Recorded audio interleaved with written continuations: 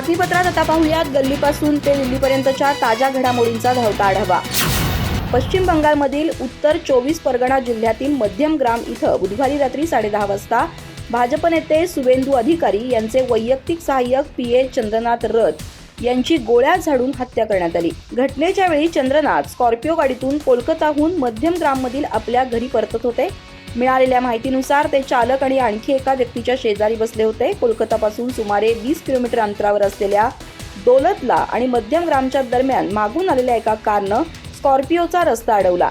त्यानंतर हल्लेखोर मोटरसायकलवरून आला आणि त्यानं स्कॉर्पिओच्या डाव्या बाजूनं 6 ते 10 गोळ्या झाडल्या।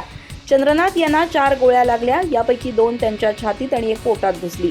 चालक बुद्धदेव बेरा यांनाही गोळी लागली। घटनेनंतर हल्लेखोरांनी गाडी सोडून मोटरसायकलवरून पळ काढला। जखमींना तत्काळ जवळच्या रुग्णालयात नेण्यात आलं।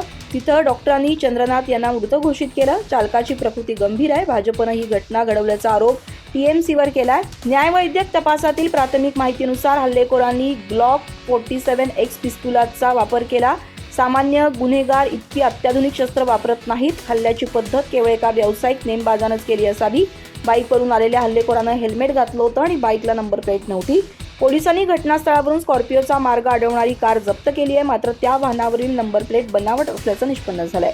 चंद्रनाथ रथावरील गोळीबारानंतर सुमारे 1 तासानं रात्री 12:30 वाजच्या सुमारास बसीरहाट जिल्ह्यात रोहित रॉय नावाच्या भाजप कार्यकर्त्यावर गोळीबार झाला। त्यांची प्रकृती गंभीर आहे। 4 मे रोजी निवडणुकीचे निकाल जाहीर झाल्यापासून राज्यात 5 जणांचा मृत्यू झालाय। यापैकी 3 भाजपशी आणि 2 टीएमसीशी संबंधित होते। राष्ट्रवादी काँग्रेसच्या राष्ट्रीय अध्यक्षा सुनित्रा पवार यांनी राज्यसभेच्या खासदारकीचा राजीनामा दिल्यानंतर पक्षात मोठ्या हालचाली सुरू झाल्या आहेत। त्यांच्या रिक्त झालेल्या जागेवर कोणाला संधी मिळणार याबाबत राजकीय वर्तुळात जोरदार चर्चा रंगली आहे। पक्षातील अनेक नेत्यांनी या जागेसाठी रस दाखवल्याने राष्ट्रवादीमध्ये अंतर्गत स्पर्धा वाढल्याचे चित्र दिसत आहे। राज्यसभेच्या जागेसोबतच पक्षातील इतर महत्त्वाच्या रिक्त पदांवरही लवकरच निर्णय होण्याची शक्यता व्यक्त केली जात आहे। या राज्यसभेच्या जागेसाठी सध्या अनेक दिग्गज नेत्यांची नावे चर्चेत आहेत। आनंद परांजपे, भुजबळ कुटुंबीय, मलिक कुटुंबीय, अविनाश आदिक आणि विक्रम काकडे ही प्रमुख नावे इच्छुकांच्या यादीत असल्याचे बोलले जात आहे।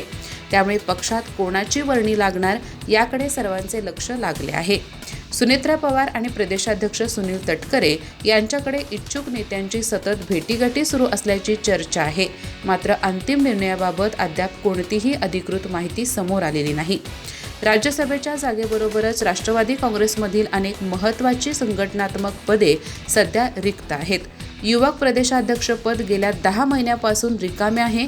सूरज चव्हाण यांना पदावरून दूर केल्यानंतर अद्याप नव्या अध्यक्षांची नियुक्ती झालेली नाही।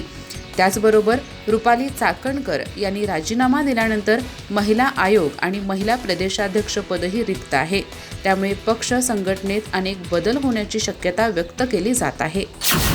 नाशिकमधील TCS कंपनीशी संबंधित कथित लैंगिक अत्याचार आणि बेकायदेशीर धर्मांतर प्रकरणानं आता आणखी गंभीर वळण घेतलंय।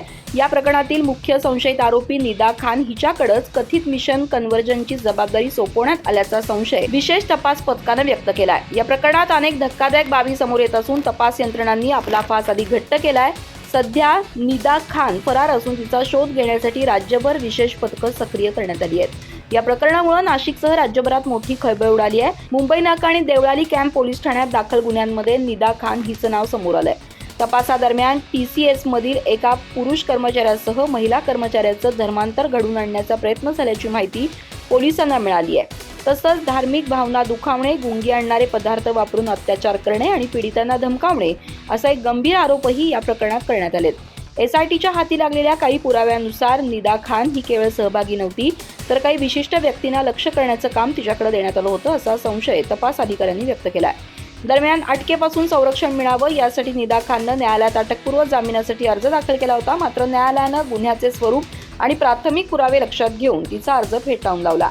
त्यानंतर ती फरार झाली असून पोलिसांनी तिचा शोध घेण्यासाठी स्वतंत्र पथकं तयार केली आहे। नाशिक पोलिसांकडून विविध जिल्ह्यांमध्ये तपास सुरू असून तिच्या संपर्कातील लोकांचीही चौकशी केली जाते। तपास यंत्रणांच्या मते निदा खानला अटक झाल्यानंतर या प्रकरणातील आणखी अनेक धक्कादायक बाबी समोर येण्याची शक्यता आहे। ट्रम्प यांनी धमकी दिल्याने ऑपरेशन सिंदूर थांबवले।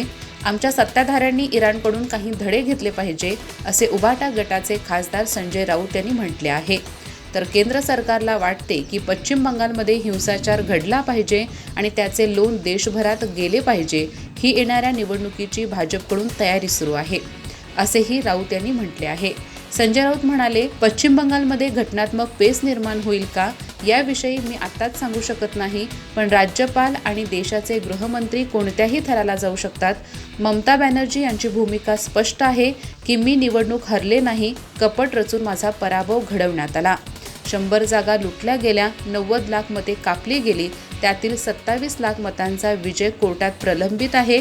याच मताचे अंतर बॅनर्जी आणि भाजपमध्ये आहे. ममता बॅनर्जी या फार मोठे आंदोलन करणाऱ्या नेत्या आहेत. सत्तेवर असताना नसताना त्यांनी आंदोलने केली आहेत. बंगालमध्ये हिंसाचार उसळला असून आत्तापर्यंत 7 जणांचा बळी गेला आहे. अनेक ठिकाणी आग लागली आहे. भाजपला देशभरात आग लावायची आहे. 2 वर्षामध्ये सर्व देशात आग लागली की लोकसभा निवडणूक घ्यायची हा त्यांचा प्लॅन आहे. संजय राऊत म्हणाले की पंजाबमध्ये आजपर्यंत स्फोट झाले नाही, काल तिथे स्फोट झाला. पंजाबचे मुख्यमंत्री म्हणाले की भाजपने निवडणुकीची तयारी सुरू केली आहे. स्फोट त्याचे उदाहरण आहे. बंगालमधील हिंसाचारास केंद्र सरकार जबाबदार आहे. तामिळनाडूमध्ये परिस्थिती वेगळी आहे. तिथे राज्यपालांनी सर्वात मोठ्या पक्षाला सत्ता स्थापनेसाठी आमंत्रित केलेले नाही. भाजपने देशभरात कोश्यारी नेमले आहेत, असे म्हणत राऊतांनी तामिळनाडूच्या राज्यपालांवर टीका केली आहे. पुणे जिल्ह्यातील भोर तालुक्यातील नसरापूर इथं 3.5 वर्षाच्या चिमुकलीवर झालेल्या निर्घृण अत्याचार आणि हत्या प्रकरणानंतर राज्यभरातून संताप व्यक्त केला जात असताना आता प्रशासनानं मोठी पावलं उचलण्यास सुरुवात केली आहे. या प्रकरणाचा तातडीनं निकाल लागावा यासाठी फास्ट ट्रॅक ट्रायल कोर्ट स्थापन करण्याची प्रक्रिया सुरू झाली असून दुसरीकडे पोक्सो कायद्यातील सराईत आरोपींवर पोलिसांनी विशेष लक्ष केंद्रित केलं आहे. पुनरावृत्ती करणाऱ्या आरोपींना पोलिसांच्या देखरेखीखाली ठेवण्याचा निर्णय घेतल्यानं प्रशासन आता अधिक कठोर भूमिकेत दिसतंय. पुण्यातील नसरापूर इथं घडलेल्या चिमुकलीवरील अत्याचार आणि हत्या प्रकरणामुळे संपूर्ण महाराष्ट्र हादरला होता. या घटनेनंतर राज्यभरातून तीव्र संताप व्यक्त करण्यात आला होता. या प्रकरणातील आरोपीला कठोर शिक्षा व्हावी अशी मागणी विविध स्तरातून करण्यात येत आहे.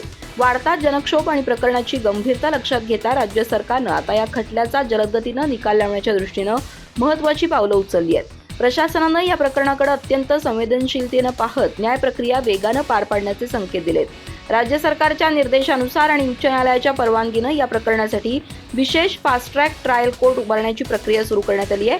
जिल्हाधिकारी जितेंद्र हुडी यांनी या संदर्भात माहिती देताना सांगितलं की या न्याय प्रक्रियेसाठी विशेष तज्ज्ञांची नेमणूक केली जाणार आहे. प्रकरणातील पुरावे, साक्षी आणि तपास यांची जलद सुनावणी व्हावी यासाठी स्वतंत्र यंत्रणा कार्यरत केली जाणार आहे. त्यामुळे या खटल्याचा निकाल कमी कालावधीत लागण्याची शक्यता व्यक्त केली जाते. जळगाव जिल्ह्यातील भडगाव येथे एका पीडित कुटुंबाची भेट घेतल्यानंतर राष्ट्रवादी काँग्रेसच्या शरद पवार गटाचे आमदार रोहित पवार यांनी राज्यातील महिला सुरक्षेवर गंभीर चिंता व्यक्त केली. लहान मुली आणि महिलांवर होणाऱ्या अत्याचाराच्या घटनांबाबत बोलताना त्यांनी भावनिक प्रतिक्रिया दिली. राजकारणात असूनही जर चिमुकल्या मुलींना आणि महिलांना न्याय देता येत नसेल तर आपण कुठेतरी फसलो किंवा चुकलो आहोत, अशा शब्दात त्यांनी आपली खंत मांडली. त्यांच्या वक्तव्यामुळे राज्यातील कायदा आणि सुव्यवस्थेवर पुन्हा चर्चा सुरू झाली आहे. रोहित पवार जळगाव दौऱ्यावर असताना त्यांनी भडगाव तालुक्यातील गोंडगाव येथे 2023मध्ये घडलेल्या अल्पवयीन मुलीवरील अत्याचार आणि हत्येच्या प्रकरणातील पीडित कुटुंबाची भेट घेतली. 7 वर्षाच्या चिमुरडीवर अत्याचार करून तिची निर्घृण हत्या करण्यात आली होती. या घटनेनंतर संपूर्ण महाराष्ट्र हादरला होता. त्यावेळी या प्रकरणासाठी फास्ट ट्रॅक कोर्टाची घोषणा करण्यात आली होती. मात्र 3 वर्षे उलटूनही अद्याप न्याय मिळालेला नसल्याची खंत रोहित पवार यांनी व्यक्त केली. फास्ट ट्रॅक कोर्टाच्या कामगिरीवर प्रश्न उपस्थित करत त्यांनी सांगितले की जर फास्ट ट्रॅक कोर्ट खरंच प्रभावी असतील तर गोंडगाव प्रकरणातील पीडित कुटुंबाला अजून न्याय का मिळालेला नाही. त्यांनी पुण्यातील नसरापूर प्रकरणाचाही उल्लेख करत अशा घटनांमध्ये केवळ घोषणा करून चालणार नाही तर प्रत्यक्षात जलद न्याय मिळायला हवा असे स्पष्ट केले. या कुटुंबामध्ये आजही भीतीचे वातावरण असून कायदा खरंच गरिबांच्या बाजूने उभा राहतो का असा प्रश्न निर्माण होत असल्याचे त्यांनी सांगितले. मुंबईमध्ये रस्त्यांसाठी यापूर्वी 7 ते 8 हजार कोटी रुपये खर्च करण्यात आले, ते गेले कुठं? ते सुशोभीकरणासाठी लाइटिंग लावण्यात आले, ते कुठं गेले? असा सवाल मनसे मुंबई शहराध्यक्ष संदीप देशपांडे यांनी केलाय. मुंबईमध्ये महापौर, उपमहापौर नाल्याचे पाहणी दौरे करत आहेत, पण त्यातून नाले तुंबणार नाहीत याची शाश्वती ते देणार का? केवळ बातम्यांसाठी महापौर, उपमहापौरांचे दौरे सुरू आहेत असं देशपांडे यांनी म्हटलंय. यावर सर्वपक्षीय नगरसेवकांनी सभागृहात प्रश्न विचारले पाहिजेत.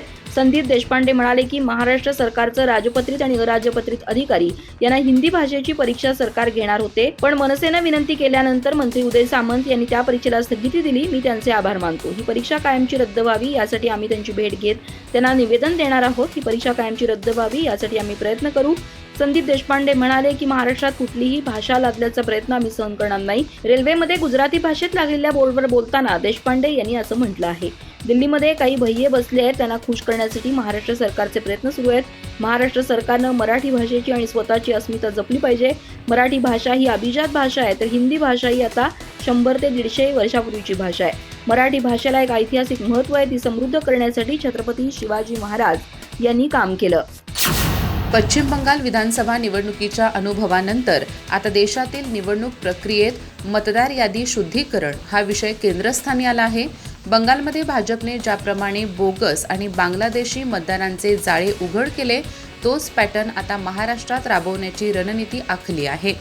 विशेषतः मुंबई महापालिकेतील 87,000 बोगस जन्मदाखल्याच्या घोटाळ्याचे कनेक्शन थेट मतदार यादीतील घुसखोरीशी जोडले जात आहे.